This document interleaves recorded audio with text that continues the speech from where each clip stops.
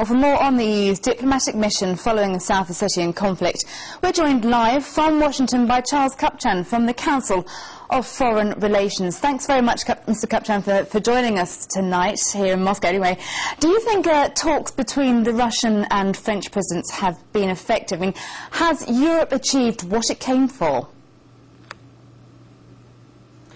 Well, I think it's too soon to tell, because these were consultations more than they were efforts to reach some sort of definitive agreement to enforce the ceasefire that was negotiated by Sarkozy several weeks ago.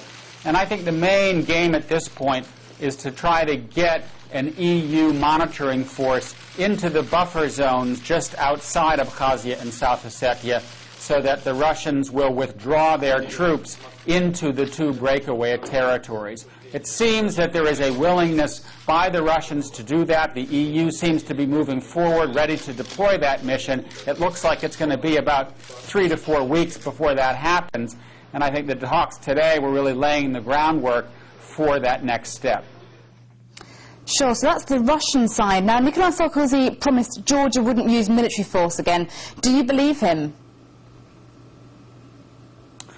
Well, I'm not sure that it's really Sarkozy that needs to make that kind of claim, in the sense that it would be extraordinarily rash of Saakashvili to try to use force again.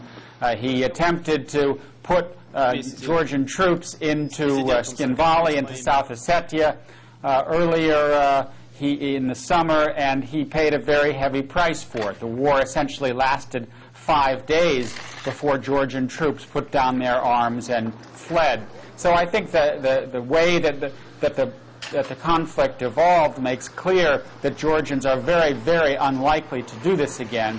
And especially if you get an EU monitoring mission in these buffer zones, you continue to have Russian troops in South Ossetia and in Abkhazia, preferably in a peacekeeping capacity. I think it's quite unlikely that you would see the Georgians again attempt to resolve these issues through the use of force. Okay, well, moving elsewhere around the world. Now, Russia is planning naval exercises with Venezuela in the Caribbean next month. Is the US concerned that Russian ships will be so close? Well, I think that the U.S. is concerned about an escalating pattern of military operations that suggests an increasing effort by Russia to assert a more muscular foreign policy. Russia sees itself as responding to the fact that there are now American ships and NATO ships just offshore of Georgia. They are in close operating proximity to Russian ships that are also in the Black Sea. And I think Russia is saying, well, if you are sending your ships here, we're going to be sending our ships to operate next to Venezuela in Latin American waters. And another step that occurred just today is the United States decided not to put forward to Congress a civilian nuclear deal with the Russians. This is yet another step to say to Russia the United States disapproves of what's happening.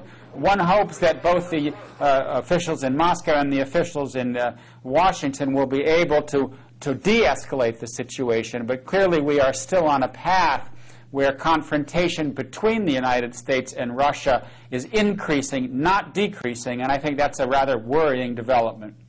Okay, thank you very much, Mr. Kupchan. That was Charles Kupchan from the Council of Foreign Relations joining us live from Washington. Thanks very much.